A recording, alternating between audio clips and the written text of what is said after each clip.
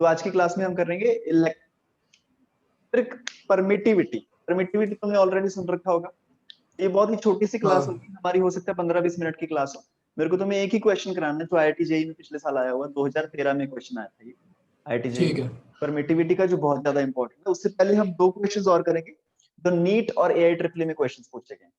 तो आज हम 3 क्वेश्चंस करेंगे, ठीक है। ऐसे बढ़ेंगे लेवल 1, लेवल 2, लेवल 3, ऊपर ऊपर क्वेश्चंस हमारे जाते ठीक जाएंगे। है। उससे पहले हम थोड़ा सा एक बार रिवाइज कर लेते हैं कि हमारी परमिटिविटी होती क्या है। तो हमने अभी तक बात किया कि force is equal to k times q1 q0 by r square, where r is the difference between the charges, centre से सेंटर का डिफरेंस है। और ये k की वैल्यू हम आज तक क्या ले रहे थे, 9 into 10 raised to the power 9 newton metre square by coulomb square.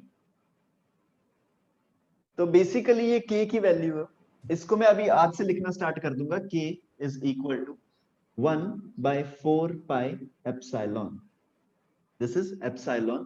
तो इससे मेरे को एक और चीज समझ में आ रही है कि ये जो फोर्स ऑफ इंटरेक्शन है दो चार्जेस के बीच में, अट्रैक्शन या रिपल्शन, तो ये डिपेंड करेगी मेरी मीडियम के ऊपर। हम्म अभी तक जो भी हम बात कर रहे थे, हम बात कर रहे थे वैक्यूम में। तो ये जो वैल्यू होती है 9 into 10 raised to the power 9 newton metre square by coulomb square, ये वैक्यूम की वैल्यू है। और हर मीडियम में मेरी वैल्यू अलग अलग आएगी। और ये जो चीज होती है एप्सिलॉन, इसको हम बोलते हैं परमिटिविटी। परमिटिविटी तो नाम से ही लग रहा है, सुनने में नाम से लग रहा है कि भाई परमिटिविटी मतलब किसी चीज को ये परमिट करेगा, है ना। लेकिन अगर तुम देखो ये एप्सिलॉन थोड़ा सा कंफ्यूजिंग है, क्योंकि जितना मेरा एप्सिलॉन ज्यादा होगा, मान लो मैं पानी की बात कर रहा हूँ, तो पानी के लिए एप्सिलॉन की वैल्यू थोड़ी सी ज्यादा होगी। तो थोड़ी सी एप्सिलॉन की वैल्यू ज्यादा होगी, मतलब कि इन टोटल 1/4 पाई एप्सिलॉन थोड़ा सा कम हो जाएगा। तो मतलब ओवरऑल फोर्स थोड़ी सी कम हो जाएगी।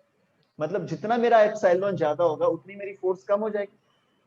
लेकिन नाम से तो मेरे को लग रहा था कि भाई नाम से मतलब परमिटिविटी के ये चार्जेस को अलाउ करेगा इंटरेक्ट करने में।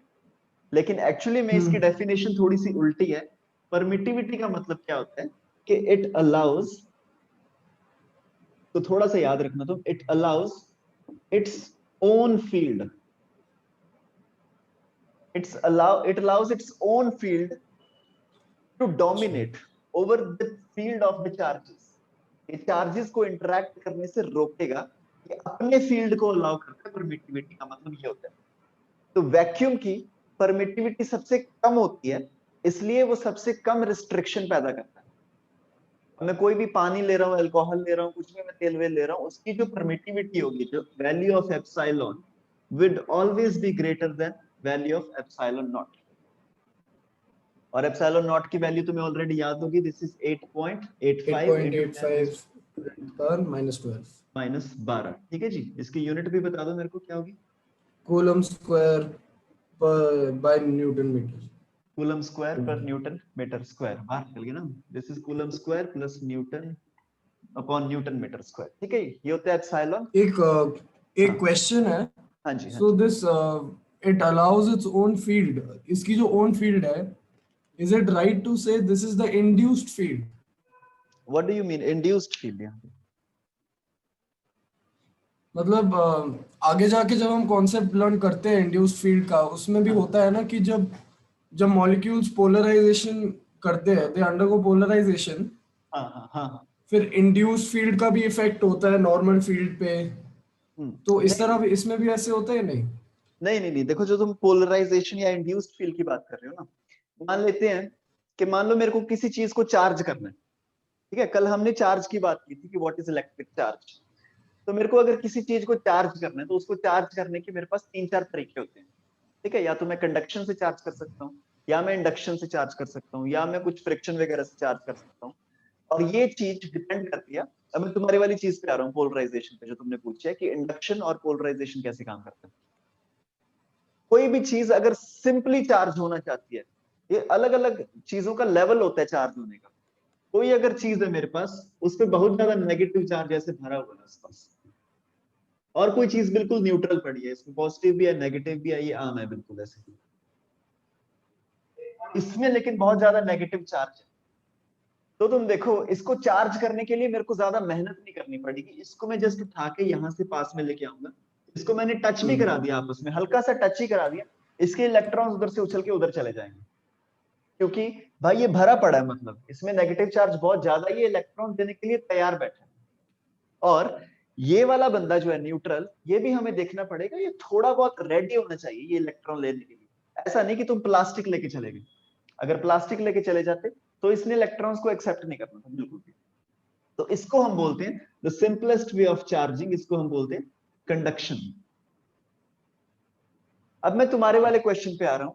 अब एक ऐसा मटेरियल सोच के देख लो कि जो कि चार्ज होना तो चाहता है पर थोड़ा सा कम चार्ज होना चाहता है, कि मतलब उसमें इलेक्ट्रॉन्स को मूव करने की शक्ति तो है, मतलब फ्री इलेक्ट्रॉन्स, बैलेंस इलेक्ट्रॉन्स उसके पास पड़े हैं, लेकिन वो इतना भी ज्यादा अवेलेबल नहीं है। जैसे इसमें हो गया ना, तुमने टच कराया, इलेक्ट्रॉन्स उछल के उधर चले गए, मतलब ये तैयार ही बैठे थे कि भाई हमें चार्ज करो जल्दी से। और अगर तुम देखो, अभी हम बात कर रहे हैं ना इंडक्शन। अब मेरे पास एक मटेरियल है जो चार्ज तो होना चाहता है पर उतना ज्यादा इसकी तरह नहीं चार्ज होना चाहता, और बिल्कुल भी प्लास्टिक की तरह भी नहीं है कि वो बोले कि नहीं मैं चार्ज होऊंगा ही नहीं। तो ये बीच का मटेरियल है, इसके लिए हम यूज करते हैं इंडक्शन। तो मान लो ये एक मटेरियल है, इसमें सब कुछ है, पॉजिटिव भी है नेगेटिव भी है, पूरा भरा पड़ा है, बिल्कुल न्यूट्रल मटेरियल जैसे होते हैं आप काफी सारे मटेरियल, जैसे मेरे हाथ में ये एक न्यूट्रल मटेरियल है, ठीक है। तो इसको चार्ज करने के लिए जब मैं इंडक्शन यूज करूंगा, तो उसमें मैं क्या करूंगा, मैं एक पॉजिटिव चार्ज को यहाँ पे लेके आता हूँ, या फिर मैं एक नेगेटिव चार्ज को इधर से लेके आता हूँ, negative negative negative negative negative negative, ये पूरा भरा पड़ा है नेगेटिविटी से, ये वाला बंदा जिसको मैं पास में लेके आया हूँ। तो ये नेगेटिव चार्ज को जब मैं पास में लेके आया तो ये क्या करेगा, अब इसके अंदर पॉजिटिव भी है, इसके अंदर नेगेटिव भी है, तो इसके अंदर के जो भी नेगेटिव चार्जेस थे ये इनको उठा के इधर भेज देगा, सारे इसके नेगेटिव चार्जेस उधर भाग जाएंगे। तो इसमें थोड़ी देर बाद क्या होगा, ये इधर चला जाएगा, negative negative negative negative negative negative negative, ये सारे इसके नेगेटिव चार्ज इधर इकट्ठे हो जाएंगे, और सारे जो इसके पॉजिटिव चार्जेस हैं वो लेफ्ट हैंड साइड पे आके इकट्ठे हो जाएंगे। अब बेसिकली हमने इसको क्या किया, हमने इसको बिना हाथ लगाए, बिना किसी चीज से टच किए, हमने इसको पोलराइज कर, हमने इसको पोलराइज कर दिया। पोलराइज करने का मतलब उसको पूरा मिक्सड अप था, पॉजिटिव नेगेटिव, मैंने उसको दो पार्ट्स में डिवाइड कर दिया इंडक्शन से। बेसिकली मैं कोई चीज उसके पास लाया और बिना हाथ लगाए मैंने उसको पोलराइज कर दिया। बेसिकली ये स्टेटमेंट बोलनी गलत है जो मैंने अभी बोली थी कि पॉजिटिव चार्ज इधर आ जाएंगे, पॉजिटिव चार्ज कहीं नहीं जाते, पॉजिटिव चार्ज जहां पे होता है वो वहीं पे पड़ा रहता है, क्योंकि भारी होता है ना भाई, 10⁻⁻⁻27 kg, बहुत भारी होता है। तो पॉजिटिव चार्ज कहीं नहीं जाता, लेकिन ये जो नेगेटिव चार्ज है वो सारे राइट की तरफ इकट्ठे हो जाएंगे। तो अब तुम देखो, अब इसको चार्ज करना बहुत पॉजिटिव आसान है। चार्ज भी तो मूव करेगा ना, पर positive charge positive move charge करेगा मूव नहीं करेगा to the side, to the left side, या to because the, it will get more attracted ना, थोड़ी तो फोर्स लगेगी। Yes yes yes yes, positive charge move करेगा, थोड़ा बहुत मूव करेगा, बट इस तरह से पॉजिटिव चार्ज नहीं मूव करेगा जैसे मैंने ये नेगेटिव बनाया ना कि सारे ये साइड पे आ गए, नेगेटिव नेगेटिव नेगेटिव, इस तरह से सारे वाले तुम्हारे पॉजिटिव बिल्कुल ऐसे साइड पे नहीं आ जाएंगे, क्योंकि पॉजिटिव चार्जेस मोस्टली क्या होता है उसमें न्यूक्लियस से बनते हैं, तो इसमें ये बहुत सारे प्रोटॉन्स हाँ। इकट्ठे पड़े हैं। अब तुम्हारे पास एक प्रोटॉन्स का बंडल पड़ा है कि 10 प्रोटॉन्स हैं, उनको इकट्ठा हिलाना बहुत मुश्किल है मेरे पास, लेकिन ये जो वैलेंस इलेक्ट्रॉन्स होते हैं ये बाहर घूम रहे होते हैं, इनको तुम एक एक को पकड़ के मतलब ले जा सकते हो, कम फोर्स चाहिए, मास भी कम होता है, इसका मास भी, एक का मास 1000 गुना ज्यादा है एक इलेक्ट्रॉन से, और ऊपर से क्या है कि पूरा का पूरा बंडल बना हुआ है, इसलिए इनको हिलाना थोड़ा सा मुश्किल होता है, इलेक्ट्रॉन्स थोड़े से ज्यादा हिल जाते हैं। अब एक बार हमने इनको पोलराइज कर दिया, अब इसको चार्ज करना बहुत आसान है। जो ऊपर वाला हमारा मटेरियल था इसको पास में ले आओ, तुम थोड़ा सा टच करा दो, अब ये तुम्हारा इलेक्ट्रॉन्स इधर जंप करके इधर आ जाएंगे, इसको हम बोलते हैं चार्जिंग बाय इंडक्शन। फिर एक तीसरे तरीके का तुम्हारे पास मटेरियल हो सकता है, तो कि मतलब बहुत ही ऐसा मटेरियल जो चार्ज होना ही नहीं चाहता। फॉर एग्जांपल मेरे हाथ में ये मार्कर है, ये प्लास्टिक है, ठीक है, इसमें तुम कॉपर की तार 440 वोल्ट की घुसा दो, इसमें कुछ नहीं होगा, इसको कंडक्ट ही नहीं करता भाई वो, मतलब इलेक्ट्रॉन ना लेना चाहता है ना देना चाहता है, इसमें इलेक्ट्रॉन्स का कुछ है ही नहीं लेना देना। तो इसके लिए हम क्या मेथड यूज करते हैं, हार्ड कोर मेथड, जो 8th 9th क्लास में पढ़ा ना कि भाई कॉम्ब को लो तुम ऐसे सर के साथ घुसा दो पूरा, है ना। तो उसमें क्या था, तुम फ्रिक्शन क्रिएट करते हो। अब नॉर्मल तुम्हारे इंडक्शन कंडक्शन वाले तरीके काम नहीं आएंगे, अब तुम क्या करो, पूरा उसको रब करोगे जब अपने बालों के साथ, तो तो एक जगह से इलेक्ट्रॉन, तुम एनर्जी उसको दोगे तो जो बाहर वाले इलेक्ट्रॉन्स हैं उनको फ्रिक्शन से एनर्जी मिलेगी, वो उछल के कहीं और निकल जाएंगे, ठीक है। और ये जो कंघा होगा तुम्हारे पास, ये पॉजिटिवली चार्ज हो जाएगा। उसके बाद जो तुम्हारे छोटे छोटे पेपर के पीसेस होते हैं उनके पास तुम लेके आओ, वो इंडक्शन से वो ऊपर उछल जाएंगे। अगर बिल्कुल ऐसे हल्की सी कॉम्ब है तुम्हारे पास, तो उसको तुम रब करके दीवार के साथ ऐसे चिपका भी सकते हो, इतनी ज्यादा स्ट्रॉन्ग फोर्स क्रिएट हो जाती है। तो दिस इज हाउ इंडक्शन और पोलराइजेशन को हम इस तरीके से यूज करते हैं। लेकिन जो हमारे वाला क्वेश्चन था कि क्या इसमें भी इंडक्शन यूज हो रही है, कि पानी, जैसे मैं बोल रहा हूँ कि रिलेटिविटी, कि वो अपने फील्ड को अलाउ करता है, कि चार्जेस के फील्ड को उतना अलाउ नहीं करता, तो उसमें ये वाली चीजों में हमें ज्यादा घुसने की जरूरत नहीं है। तो वो जस्ट उसका एक ही कॉन्सेप्ट है कि उसकी परमिटिविटी ज्यादा होती है, वो अपने फील्ड को ज्यादा अलाउ करता है, और उसमें चार्जेस के फील्ड को कम जगह मिलेगी, मतलब चार्जेस आपस में कम अट्रैक्ट या रिपेल करेंगे, ठीक है। ठीक है ना, कुछ दिक्कत तो नहीं? राइट, चलो जी। तो अभी हमें पता है वैक्यूम में जो एप्सिलॉन नॉट की वैल्यू होती है, that is 8.85 into 10 raised to the power -12। Unit बता दो एक बार। कूलम स्क्वायर पर newton metre. Coulomb square plus newton metre square, ठीक है। और इसी हाँ। तरह से जो ग्लास में वैल्यू होती है इसकी, या फिर इसकी वैल्यू ग्लास में होती है somewhere around 3.01 into 10 raised to the power -11 coulomb square upon newton metre square. और इसकी वैल्यू जो होती है वाटर में, वाटर में इसकी वैल्यू होती है 7.12 into 10 raised to the power -10 coulomb square upon newton metre square. ये वैल्यूज तुम्हें याद नहीं रखनी है। The only reason why I am writing this over here is तुम्हें ये बताने के लिए कि सारी की सारी जो वैल्यूज हैं वो एप्सिलॉन नॉट की वैल्यू से थोड़ी सी ज्यादा है।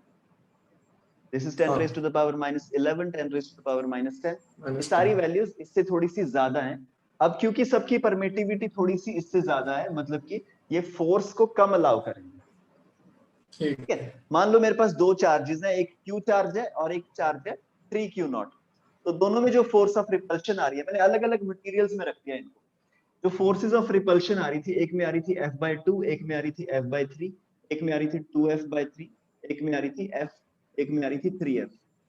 तो इनमें से कौन सा वाला मटेरियल है वो वैक्यूम है? 3F वाली होगी। 3F, ऑब्वियसली 3F वाली चीज वैक्यूम होगी, क्योंकि उसमें फोर्स सबसे ज्यादा आएगी।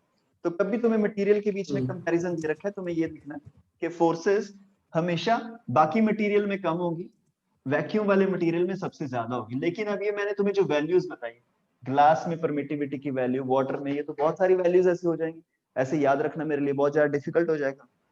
तो फिर एक कॉन्सेप्ट निकल के आया कि भाई तुम ऐसे वैल्यूज याद मत रखो, तुम रिलेटिव वैल्यू याद रखो। जैसे कि हम रिफ्रैक्टिव इंडेक्स की वैल्यू याद रखते हैं ना, तो हम एयर से कंपेयर कर लेते हैं वैक्यूम से, तो हम रिलेटिव याद रखेंगे। तो रिलेटिव परमिटिविटी को डिफाइन किया जाता है कि किसी भी मटेरियल की permittivity epsilon of that medium divided by the epsilon not. Epsilon not, इसको हम बोलते हैं रिलेटिव परमिटिविटी, ठीक है जी। बस इतना सा कॉन्सेप्ट है।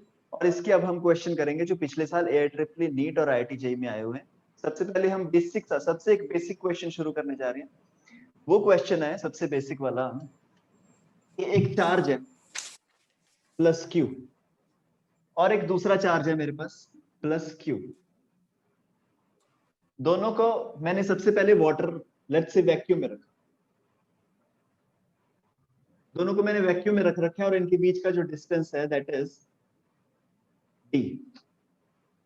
फिर उसके बाद मैंने क्या किया, इनको मैं ले गया पानी में, +Q चार्ज और +Q चार्ज, दोनों के बीच का डिफरेंस D ही था, और इनको मैं ले गया पानी में।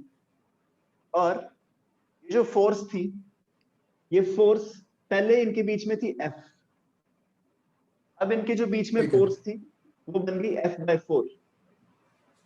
What is the relative permittivity of water?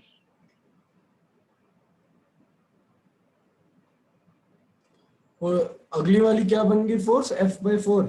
F/4। ठीक है।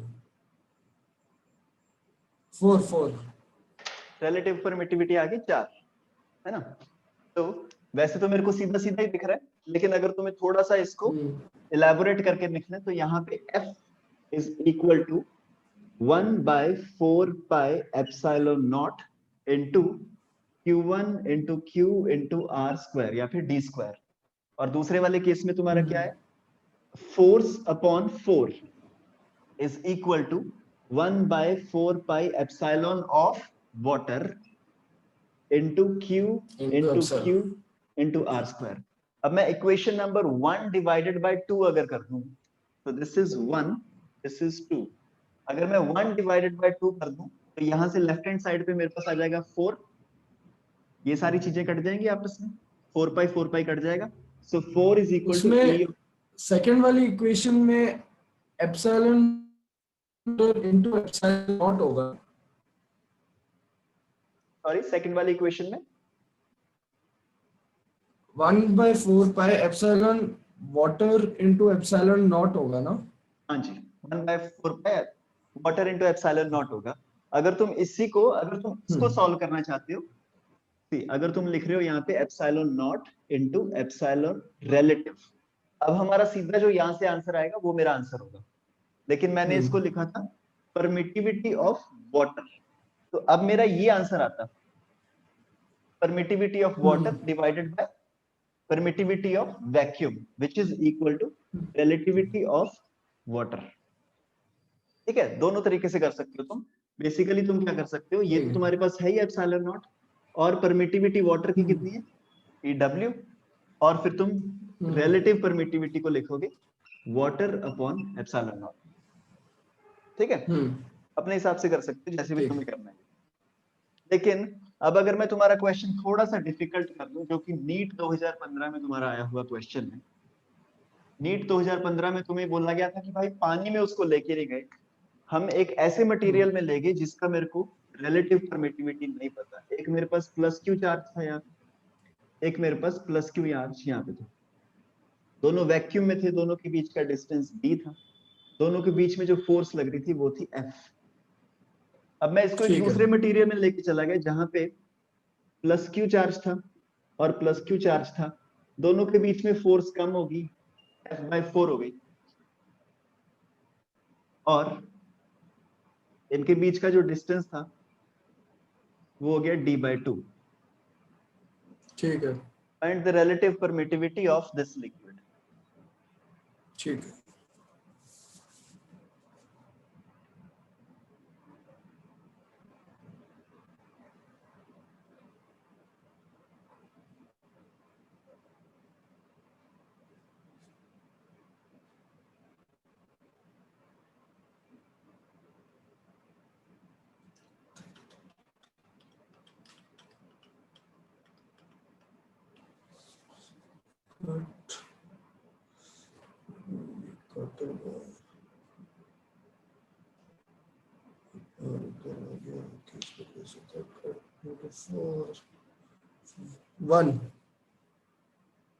वन श्योर, ER 1 पक्का।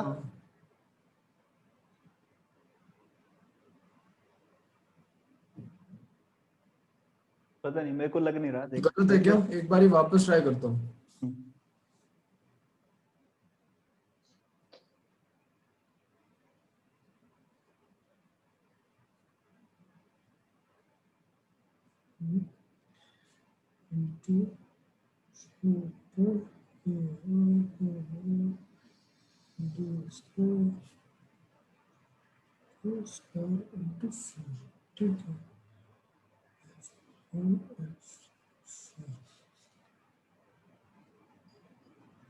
सॉरी, वेट, हाँ 16 या 16।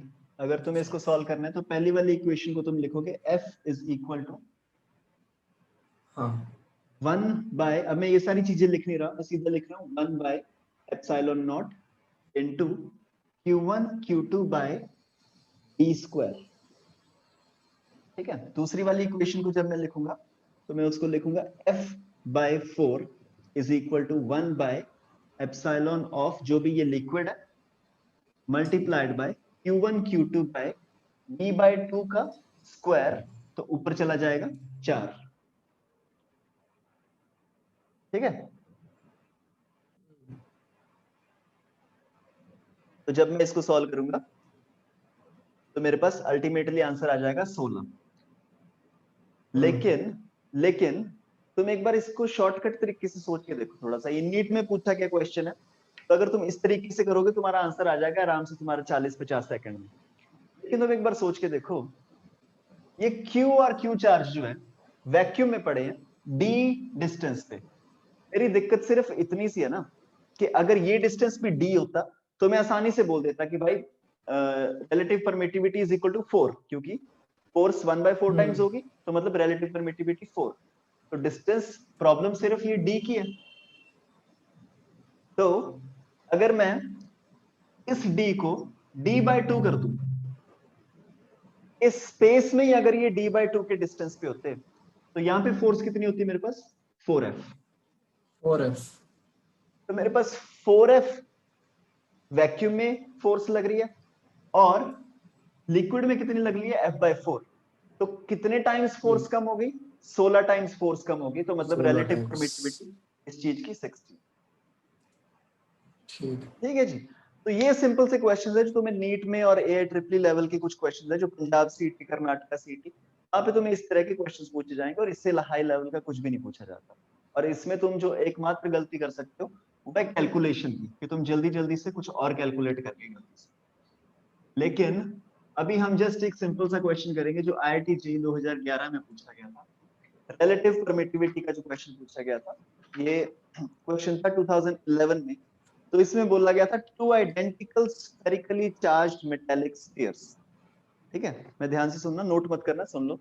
To identical spherically charged metallic spheres are hung by strings such that the strings make an angle of 60 degree with each other. दो strings हैं, पहले तुम सोच के देखो दोनों स्ट्रिंग्स को अगर मैंने सिंपली ऐसे दो स्ट्रिंग्स यहां पे लटका, मैंने यहां पे एक प्लस क्यू चार्ज लटका दिया, फिर यहां पे एक प्लस क्यू चार्ज लटका दिया, दोनों साथ साथ में, तो एकदम से क्या होगा, रिपल्शन होगी। तो वो दूर दूर जाएंगे एकदम से, इस वायर में कुछ टेंशन क्रिएट होगी, थोड़ी दूर जाके ये एक इक्विलिब्रियम पोजीशन में आ जाएंगे, और वो हमें दे रखा है that strings are making an angle of 60 degree with each other. ये प्लस क्यू चार्ज, ये प्लस क्यू चार्ज, यहां पे आके दोनों इक्विलिब्रियम पोजीशन में आ गए, बिल्कुल सही। ठीक है जी। फिर उसके बाद हमें क्वेश्चन में दे रखा है, अब ये जो पूरा का पूरा अरेंजमेंट है, इस पूरे के पूरे अरेंजमेंट को, ये तो अभी वैक्यूम में था सबसे पहले, इस पूरे के पूरे अरेंजमेंट को मैं किसी लिक्विड में लेके चला गया, और उस लिक्विड की डेंसिटी मेरे को दे रखी है 0.5 ग्राम पर cubic centimetre. Q plus q charge है, इस लिक्विड की डेंसिटी मेरे को दे रखी है, दिस इज 0.5 ग्राम पर सेंटीमीटर क्यूब। और मेरे को ये बोला गया, मेरे को बोला गया कि ऐसा करने से मेरे इस एंगल में कोई फर्क नहीं पड़ा, मेरा एंगल अभी भी 60 डिग्री है। ये लिक्विड की डेंसिटी इज 0.5 ग्राम पर सीसी।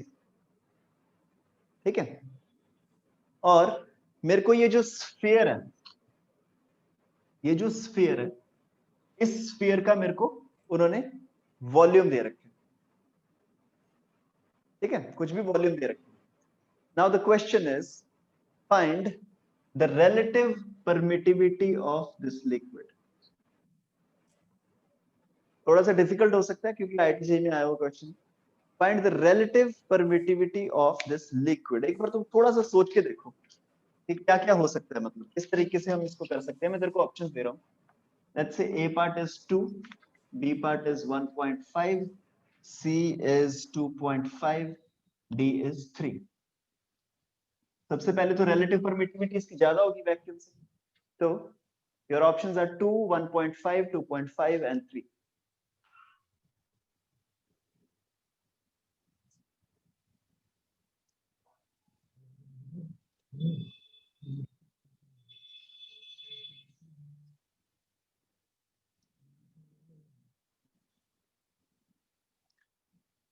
इनका कोई मास नहीं दिया मेरे को। इनका मास नहीं दिया, लेकिन इसकी डेंसिटी दे रखी है। ये जो स्फीयर है ना, इसकी डेंसिटी दे रखी है स्फीयर की, विच इज अच्छा, इक्वल टू 1.5 ग्राम पर सीसी। और वॉल्यूम क्या दी है इसकी? इसकी वॉल्यूम नहीं दी मेरे को। नहीं तो आपने कहा तो वॉल्यूम दी हुई है ना किसी चीज की। नहीं, अभी तुमने मेरे को मास पूछा ना, तो मैं तुम्हें मास नहीं दे रहा, मैं तुम्हें इसके सिर्फ डेंसिटी दे रहा हूँ। मैं चेंज कर रहा हूँ अभी ऑन द स्पॉट। मैं तुम्हें सिर्फ इसकी डेंसिटी अच्छा, दे रहा हूँ। इसकी डेंसिटी है 1.5 ग्राम पर सीसी, और ये जो पूरा का पूरा लिक्विड है, उसकी डेंसिटी मैं तुमको दे रहा हूँ।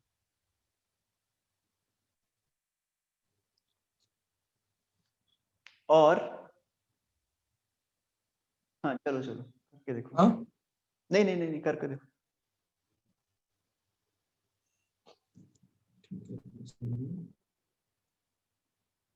so this needs to be same in both ways. हाँ, इसकी ना वॉल्यूम की जरूरत पड़ेगी, क्योंकि वॉल्यूम इसकी कोई भी वॉल्यूम हो, कट जाएंगे वो। हाँ कट जाएंगे वो, मेरे को फीलिंग आ रही है वो कट जाएंगे। हाँ तो इसकी वॉल्यूम की जरूरत हाँ, पड़ेगी। मेरे को भी लग रहा है वो कट जाएंगे। हम्म।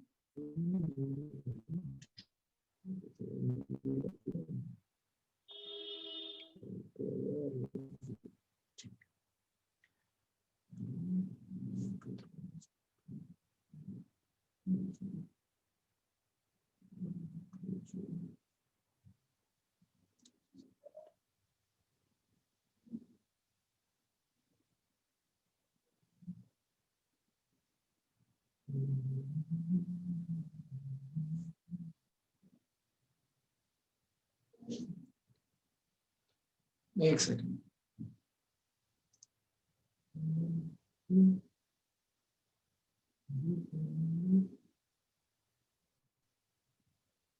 अच्छा, इसका एक और ए पार्ट था क्वेश्चन का जो मैंने स्किप कर दिया।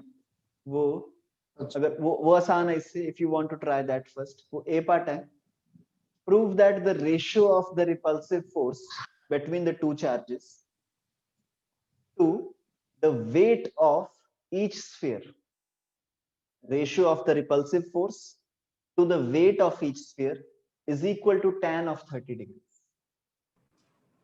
ये हिंट है। नहीं मैं बता सकता हूँ मैं कर क्या रहा हूँ। हम्म। So basically मैंने क्या किया है, तो फोर्सेस निकलेंगी। If I am talking about the tension, तो मैंने टेंशन की लाइन ड्रॉ कर दी, हाँ हाँ, and then I have divided it into two components. yes One yes component is the repulsion component and the हाँ, other one is the mg.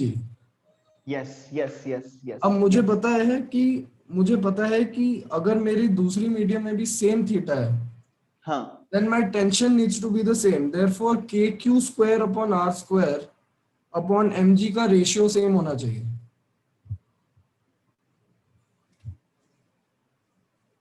तो उस हिसाब से कर रहा हूँ।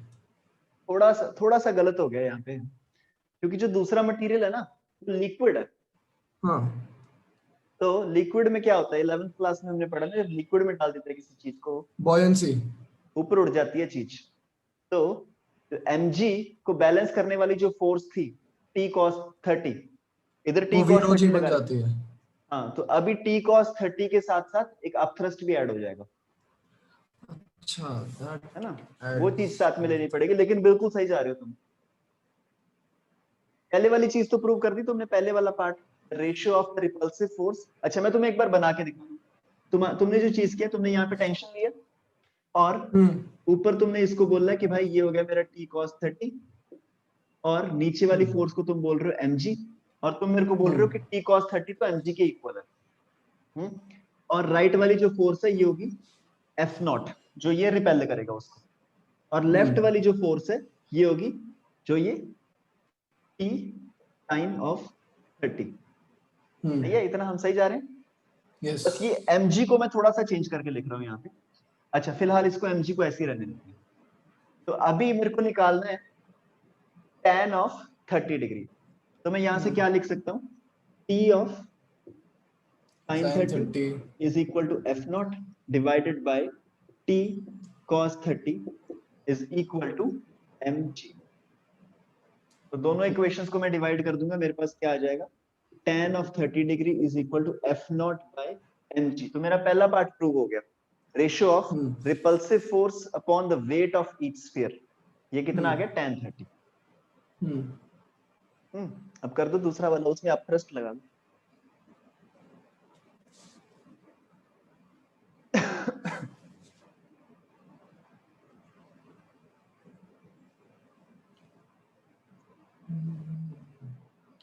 तो उसमें अपथ्रस्ट ऐड होगी क्या? हाँ, उसमें अपथ्रस्ट किधर लगती है, ऊपर लगती है ना, आप ऊपर लगते हैं। तो इसका फ्री बॉडी डायग्राम बना दो पहले, चलो साथ में बनाते हैं इसको। सबसे पहले यहाँ पे टेंशन लग रही होगी, अब इसको मैं टी लिख दूं, सही रहेगा, या टी डैश करूं? टी डैश, अच्छा क्योंकि पिछले वाले में वो टी है, हाँ टी हाँ, टी डैश कर अलग दो। डिफरेंट होगी ना, टी डैश करना पड़ेगा इसको, है ना, डिफरेंट होगी ये। तो इसको मैं कर रहा हूँ टी डैश, तो यहाँ पे एंगल सेम ही है, तो ये कितना हो ठीक जाएगा, है, टी डैश साइन 30। और साइन 30। ठीक है जी, तो मैं थोड़ा सा इसको लेफ्ट की तरफ शिफ्ट कर रहा हूँ, पूरे सिस्टम को सिर्फ वही बना रहा हूँ यहाँ पे, जो इधर वाला स्फीयर है ऊपर लगेगा टी डैश, लेफ्ट की तरफ फोर्स वो लगेगी। दूसरे वाला रब करना है तो कर दो, वो तो नोट डाउन कर लिया मैंने। हाँ, नहीं मेरे को ये चाहिए होगा, ठीक है, मैं नीचे वाला इसको रख रहा हूँ सिर्फ, tan 30 is equal to f naught by mg, ठीक है, बाकी सारी चीजें हटा रहा हूँ। ठीक है। तो ये हो गया T dash sine of 30 degree, ऊपर लगेगा T dash cos of 30 degree, नीचे mg का mg वैसे ही लगेगा 30 क्योंकि डिग्री। ग्रेविटेशनल फोर्स तो वैसे ही लगती होती है हमेशा हर बार, ठीक है।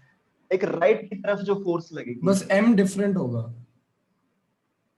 m डिफरेंट होगा, क्योंकि M upon V is equal to rho ना। m upon v equal to rho, yes yes yes yes, v हम लेके आएंगे, ठीक है।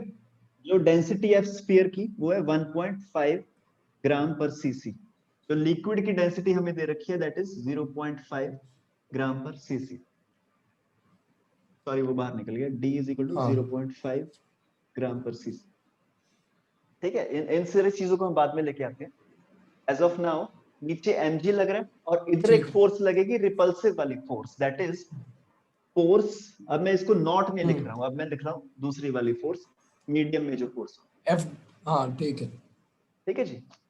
ठीक है। देखते हैं और इसमें क्या रह गया, अपथ्रस्ट रहेगी इसमें एक चीज, है ना, अब थ्रस्ट रहेगी। हाँ अपथ्रस्ट रहेगी, ऊपर की तरफ लगेगी अपथ्रस्ट, यू ऐसे, ठीक है।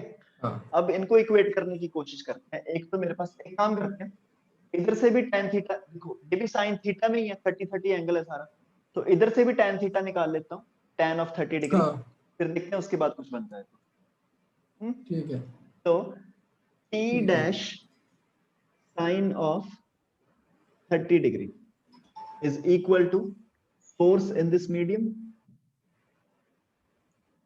ठीक है, और divided by t dash cos of 30 degree is equal to t dash cos 30 को क्या लिख सकता हूं मैं, टी डैश कॉस 30 हो गया अपना m g minus v. mg minus upthrust, ठीक है जी, है ना। हाँ तो मतलब कि यहां से मेरा t डैश कट गया, sin theta cos theta cut गया, ये बन गया मेरा tan ऑफ 30, तो मतलब tan 30 is equal to force in medium divided by mg minus u। लेकिन अगर तुम ध्यान से देखो tan 30 तो मेरा ये भी था, f नॉट बाय mg, तो अगर मैं यहां से हाँ, tan 30 उठा लूं नीचे से, तो इसका मतलब f naught by mg is equal to force in medium upon mg minus u। लेकिन अब मेरे को इन चीजों की वैल्यूज नहीं पता, अब मेरे को रेशो तो समझ में आ रहा है, देखो फोर्सेस की रेशो आ रही है कहीं ना कहीं से, तो अब मेरे को नीचे वाले अगर नंबर्स पता चल जाए तो रिलेटिव परमिटिविटी में मैं आसानी से निकाल दूंगा, क्योंकि फोर्सेस की रेशो आ जाएगी। तो यहाँ पे हम क्या करते हैं, अपने वाले फॉर्मूले डाल के देखते हैं। इसमें mg को मैं क्या लिख सकता हूँ, वॉल्यूम इनटू डेंसिटी, है ना। मास को हम क्या लिख सकते हैं, वॉल्यूम इनटू डेंसिटी। तो मैं इसको लिख रहा हूँ F not divided by volume of sphere into density of sphere, which is equal to 1.5 gram per cc into g should be equal to, हम लोग पहले जी क्यों नहीं काट देते हैं? जी कहां से काटोगे, इधर से, आप थ्रस्ट में भी जी डाल दो। हाँ तो जी कॉमन आके फिर एम ही रहेगा, वो ठीक है वो ठीक है बस ठीक है क्वांटिटी ऐसी यूज करे ठीक है जाएगी। ठीक है, पहले जी को काट देते हैं हम, जी क्योंकि बहुत कंफ्यूजिंग लग रहा है। तो यहाँ पे अपथ्रस्ट को मैं क्या लिख सकता हूँ, अपथ्रस्ट को मैं लिख सकता हूँ volume of sphere multiplied by density of liquid rho of liquid. Multiplied by G. तो यहां से मैं पहले तो जी जी जी हाँ काट देता हूँ तीनों, ठीक है। अब मेरा ये वाला काम आसान हो गया, जी जी जी मैंने काट दिया तीनों। ठीक है। और यहाँ पे मेरे पास क्या बचा, mass which is volume of sphere into density of sphere. फिर उसके बाद मेरे पास क्या बचा, एम, जो कि वंस अगेन सेम चीज है, volume of sphere into density of sphere minus volume of sphere into density of liquid. Density of liquid मेरे को कितनी दे रखी है, 0.5। अब तुम यहां से देखो, ये वाली इक्वेशन में फोरकास्ट कर रहा था कि इस इक्वेशन में वॉल्यूम वॉल्यूम वॉल्यूम कट जाएगा, इसमें तुम देखो वॉल्यूम हाँ रिपीट भाई। तो मैं यहाँ से वॉल्यूम काट रहा हूँ, यहाँ से वॉल्यूम काट रहा हूँ, यहाँ से वॉल्यूम काट रहा हूँ। तो राइट हैंड साइड का डिनोमिनेटर जो है 1.5 minus 0.5 which is actually equal to 1 हटा दूं। तो मेरे पास क्या आ गया अल्टीमेटली, कि फोर्स, रिलेटिव परमिटिविटी इतना है। जो वैक्यूम में भी जो फोर्स लगेगी मेरी, that is 1.5 times greater than the force in the liquid. इसका मतलब फोर्स वैक्यूम में ज्यादा, और कितनी ज्यादा है, 1.5 टाइम्स। इसका मतलब जो रिलेटिव परमिटिविटी है लिक्विड की, दैट इज 1.5। ठीक है जी। ये क्वेश्चन आईआईटी जेईई में 2011 में आया हुआ तुम्हारा क्वेश्चन है, और इससे पहले जो हमने क्वेश्चन किए थे वो नीट और एआईट्रिपल के क्वेश्चन थे। And with that we are completing the first few topics of this chapter, जिसको हम बोलते हैं इलेक्ट्रिक चार्ज। तो ये मैंने छोटा सा टॉपिक बीच में क्यों उठा लिया, क्योंकि अगले टॉपिक में हम डायरेक्टली फिर शुरू करेंगे इलेक्ट्रिक फील्ड से, वो अलग ही जॉनर है। अभी थोड़ा जॉनर चेंज हो जाएगा, उससे पहले मैंने सोचा कि सारी चीजें मैं खत्म कर दूं पीछे वाली। Alright, so this was all about permittivity or relative permittivity. अगली क्लास हम जब भी schedule करेंगे, we will be starting with electric fields. ठीक है। चलो जी, that was all from my side. समझ में आ रहा है ना तुम्हें सब कुछ, सही है? सब बढ़िया। ठीक है जी। सब और बढ़िया। कुछ डाउट्स वाउट्स हुए तो मेरे को तुम प्रैक्टिस करते रहना भाई, ठीक है। जो मैंने तुम्हें 18 क्वेश्चन कल भेजी उसको भी प्रैक्टिस करते रहना, और जो भी तुम्हारे पास बुक है डीसी पांडे या फिर एमटीजी, मेरे accordingly MTG is a good book. उसमें मैं हर एमटीजी चैप्टर, फिर I'll order it. I don't या have it yet. या I'll या order या it. You order it. उनकी अलग अलग आती है, MTG for AI triple, MTG for IIT, MTG for NEET. You order MTG for NEET, क्योंकि उसमें क्या होता है, पहले तो जनरल क्वेश्चंस होते हैं नीट के लेवल के, फिर उसके बाद प्रीवियस ईयर नीट क्वेश्चंस। तो इट्स गुड इनफ, मेरे मेरे हिसाब से इट्स अ गुड बुक। मैं वही फॉलो करवाता हूँ अपनी ठीक क्लासेस में, ठीक है।